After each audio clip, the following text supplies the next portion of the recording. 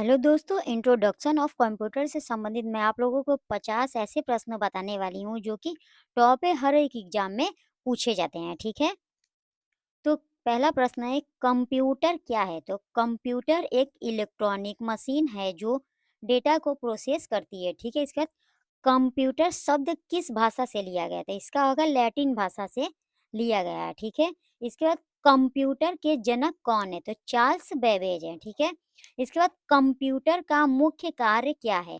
तो input, process और output है। ठीक है, इसके बाद कंप्यूटर का दिमाग किसे कहा जाता है? इसका आंसर है सीपीयू को कहा जाता है।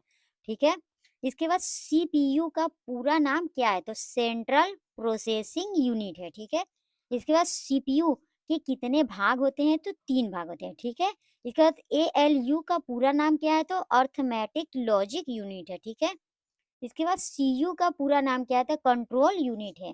इसके बाद कंप्यूटर किस संख्या पद्धति पर काम करता है?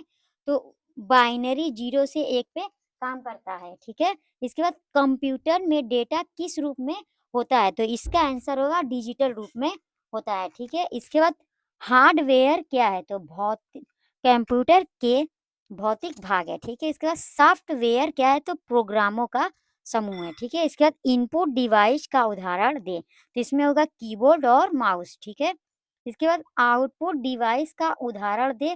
तो मॉनिटर और प्रिंटर होगा। ठीक है, इसके बाद रैम क्या है? तो इसमें अस्थाई मेमोरी यानी अस्थाई मेमोरी है। इसके बाद रोम क्या है? तो स्थाई मेमोरी है। ठीक है, इसके बाद रैम का पूरा नाम क्या है? तो रैंडम एक्सेस मेमोरी है। ठीक है, इसके बाद रोम का क्या नाम है पूरा? तो इसमें होगा रीड ओनली मेमोरी है। ठीक है, इसके बाद बिना सॉफ्टवेयर के कंप्यूटर क्या है? तो एकदम बेकार है। कंप्यूटर क्या है? बेकार है। ठीक है, इसके बाद कंप्यूटर की कितनी पीढ़ियां हैं? तो 5 पीढ़ियां हैं। ठीक, पहली पीढ़ी में क्या उपयोग हुआ है? तो वैक्यूम ट्यूब हुआ है। ठीक है, दूसरी पीढ़ी में क्या उपयोग हुआ है? तो इसमें होगा ट्रांजिस्टर। ठीक है, इसके बाद तीसरी पीढ़ी में क्या आया? तो आईसी आया। ठीक है, इसके बाद चौथी पीढ़ी किस पर आधारित है? तो इसका होगा माइक्रो प्रोसेसर पे। ठीक, इसके बाद पांचवी पीढ़ी किस पर आधारित है? तो इस पे होगा आर्टिफिशियल इंटेलिजेंस पे। इसके बाद सुपर कंप्यूटर का उपयोग कहाँ होता है? तो मौसम और अंतरिक्ष में होता है। ठीक है, इसके बाद भारत का पहला सुपर कंप्यूटर कौन सा है? तो परम होगा। ठीक है, इसका लैपटॉप क्या है? तो पोर्टेबल कंप्यूटर है। ठीक है, इसका डेस्कटॉप क्या है? तो मेज पर रखा जाने वाला कंप्यूटर है। ठीक है, इसके बाद कंप्यूटर की गति किस में मापी जाती है? तो हर्ट्ज में। इसके बाद ऑपरेटिंग सिस्टम क्या है? तो यूजर और हार्डवेयर के बीच माध्यम है। ठीक है, विंडोज क्या है? तो ऑपरेटिंग सिस्टम है। एमएस वर्ड क्या है? तो एप्लीकेशन सॉफ्टवेयर है। इसके बाद कंप्यूटर वायरस क्या है? तो हानिकारक प्रोग्राम है। ठीक है, इसके बाद एंटीवायरस का काम क्या है? तो वायरस से सुरक्षा है। इसके बाद इंटरनेट क्या है? तो विश्वव्यापी नेटवर्क है। ठीक है, इसके बाद ईमेल क्या है? तो इलेक्ट्रॉनिक मेल है। ठीक है, इसके बाद www का पूरा नाम तो वर्ल्ड वाइड वेब है। ठीक है, इसके बाद कीबोर्ड में कितनी कुंजियां होती हैं? तो 104 होती हैं। इसके बाद माउस का आविष्कार किसने किया?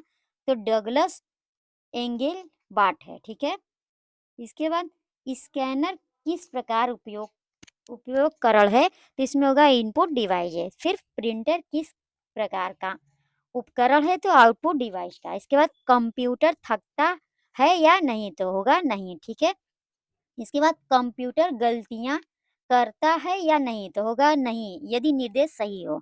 इसके बाद कंप्यूटर निर्णय ले सकता है या नहीं? तो नहीं। इसके बाद कंप्यूटर की भाषा क्या कहलाती है? तो मशीन भाषा कहलाती है। इसके बाद बाइनरी सिस्टम किस पर आधारित है? तो 0 और 1 पे। इसके बाद कंप्यूटर में चित्र कैसे होते हैं? तो डिजिटल होते हैं। इसके बाद कंप्यूटर का सबसे बड़ा लाभ क्या है? तो तेज और सटीक कार्य है। तो दोस्तों, सारे जो क्वेश्चन है वो सारे एग्जाम में आने वाले हैं, हर समय आते रहते हैं। धन्यवाद।